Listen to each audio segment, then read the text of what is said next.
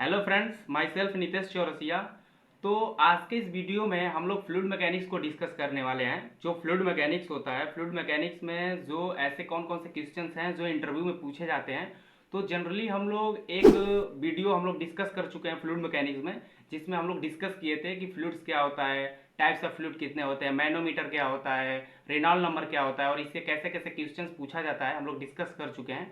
तो ये fluid mechanics का सेकंड वीडियो है जिसमें हम लोग डिस्कस करने वाले हैं कि बर्नौली थ्योरम से कैसा क्वेश्चन पूछा जाता है, पंप से कैसा क्वेश्चन पूछा जाता है, और पाइप और ट्यूब और वाल्व से कैसे कैसे इंटरव्यू में क्वेश्चंस पूछे जाते हैं, और मुझसे ऐसा कौन सा क्वेश्चन था जो इंटरव्यू में पूछा गया था। तो आज हम लोग उसको डिस्कस करने वाले हैं। तो आप इस वीडियो के एंड तक बने रहिएगा। तो देखिए, सबसे पहले जो बर्नौली थ्योरम होता है, बर्नौली थ्योरम में जनरली अगर फ्लूइड मैकेनिक्स आपका फेवरेट सब्जेक्ट है तो बर्नौली थ्योरम और पंप से क्वेश्चन पूछा ही जाता है। तो बर्नौली थ्योरम में कैसा क्वेश्चन पूछा जाता है, अगर उसकी हम बात करें तो बर्नौली थ्योरम में सबसे पहले आपको बर्नौली थ्योरम का प्रिंसिपल पता होना चाहिए कि किस प्रिंसिपल पे ये वर्क करता है, और प्रिंसिपल के साथ आपको इसके लिमिटेशन पता होना चाहिए कि बर्नौली थ्योरम कब अप्लाई होता है और बर्नौली थ्योरम कब अप्लाई नहीं होता है, लिमिटेशन और इसके एज्यूम्सन। एज्यूम्सन क्या होता है और लिमिटेशन क्या होता है।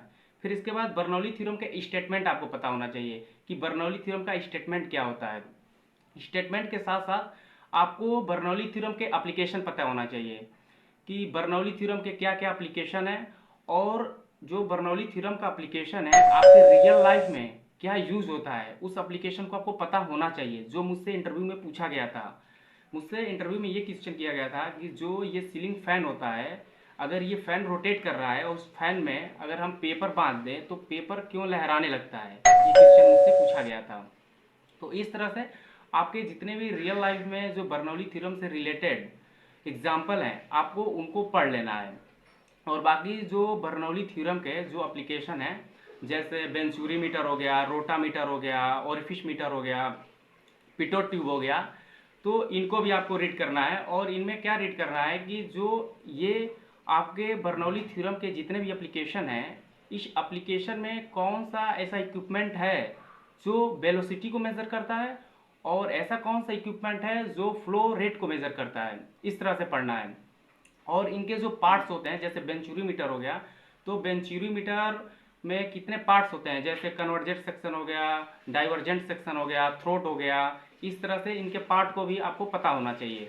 और इसमें भी एक और इम्पोर्टेंट की अगर बात करें तो इसमें है रोटामीटर। रोटामीटर के भी कितने पार्ट्स होते हैं आपको ये पता होना चाहिए। फिर इसके बाद हम लोग बात करते हैं, तो अगर इनमें बात करें तो सबसे ज़्यादा बेंचुरी मीटर और रोटामीटर इंपॉर्टेंट है, इसी से क्वेश्चन पूछे जाते हैं जनरली। ठीक है। तो अब हम बात करते हैं पंप की। सबसे पहले पंप में ये क्वेश्चन पूछा जाता है कि पंप होता क्या है और पंप का यूज हम क्यों करते हैं। ठीक है। इसके बाद आता है कि types of pump. Types of pump में ये होता है कि जैसे सेंट्रीफ्यूगल पंप हो गया, रेसिप्रोकेटिंग पंप हो गया, डायफ्राम पंप हो गया, गियर पंप हो गया। तो इनमें डिफरेंस पूछा जाता है कि सेंट्रीफ्यूगल पंप और रेसिप्रोकेटिंग पंप में क्या डिफरेंस है, डायफ्राम पंप और गियर पंप में क्या डिफरेंस है। तो आपको क्लियरली पता होना चाहिए कि अगर हाई विस्कस फ्लूइड है तो कौन सा पंप यूज करेंगे, अगर हाई वेलोसिटी से हमें फ्लूइड चाहिए तो कौन सा पंप यूज करेंगे, हाई प्रेशर से अगर हमें फ्लूइड चाहिए तो कौन सा पंप यूज करेंगे। इस तरह से आपको क्लियरली पता होना चाहिए कि कौन सा पंप यूज करेंगे, इनमें डिफरेंस आपको अच्छे से पता होना चाहिए। ठीक। उसके बाद अगर हम सबसे ज़्यादा मोस्ट इंपॉर्टेंट पंप की बात करें तो सबसे ज़्यादा सेंट्रीफ्यूगल पंप को पूछा जाता है। सेंट्रीफ्यूगल पंप में क्या पूछा जाता है कि सबसे पहले सेंट्रीफ्यूगल पंप होता क्या है, इसके प्रिंसिपल, किस प्रिंसिपल पे ये वर्क करता है, सेंट्रीफ्यूगल पंप के कितने पार्ट्स होते हैं, जैसे इम्पैलर हो गया, कैसिंग हो गया, हाँ, इनलेट हो गया, डाइवर्जेंट सेक्शन हो गया, वाल्व हो गया, स्ट्रेनर हो गया। इस तरह से आपको उसके जितने पार्ट्स होते हैं आपको पता होना चाहिए। और जो सेंट्रीफ्यूगल पंप है, सेंट्रीफ्यूगल पंप में जनरली मुझसे जो क्वेश्चन किया गया था, ये पूछा गया था कि सेंट्रीफ्यूगल पंप किस प्रिंसिपल पे वर्क करता है, और सेंट्रीफ्यूगल पंप में अगर जो इनलेट पाइप होती है अगर उसकी डाया हम रिड्यूस कर दें तो क्या प्रभाव पड़ेगा, अगर उसकी डाया को इंक्रीज कर दें तो क्या प्रभाव पड़ेगा, मुझसे ये क्वेश्चन किया गया था इंटरव्यू में। ठीक है। तो आप इस तरह से आप अच्छे से सेंट्रीफ्यूगल पंप को रीड कर लीजिएगा। उसके बाद नेक्स्ट अगर पंप की बात करें, रेसिप्रोकेटिंग पंप। रेसिप्रोकेटिंग पंप में भी आपको जितने उसके पार्ट्स होते हैं और क्यों हम रेसिप्रोकेटिंग पंप का यूज करते हैं, तो इसे आप पढ़ लीजिएगा, ठीक। और जितने भी पंप हैं, इन पंप का आपको एप्लीकेशन पढ़ना है कि हम कहाँ कहाँ पे किस पंप का हम यूज करते हैं और इसके एडवांटेज क्या हैं। पंप के एडवांटेज भी आपको पढ़ना नेसेसरी है, ठीक है। अब आता है सेंट्रीफ्यूगल पंप में सबसे ज़्यादा जो क्वेश्चन पूछा जाता है कि एनपीएसएच और केविटेशन। अगर पंप से क्वेश्चन पूछा जा रहा है तो आपको एनपीएसएच और केविटेशन से क्वेश्चन पूछा जाएगा। तो एनपीएसएच क्या होता है और केविटेशन, और इसको हम कैसे दूर करते हैं केविटेशन को, ये आपको रीड करना जरूरी है। ये क्वेश्चन पूछा जाता है, ठीक है। अब आता है पाइप और ट्यूब। पाइप और ट्यूब क्या होता है? पाइप और ट्यूब में आपको ये पढ़ना है कि पाइप क्या होता है और ट्यूब क्या होता है और इनमें डिफरेंस क्या होता है।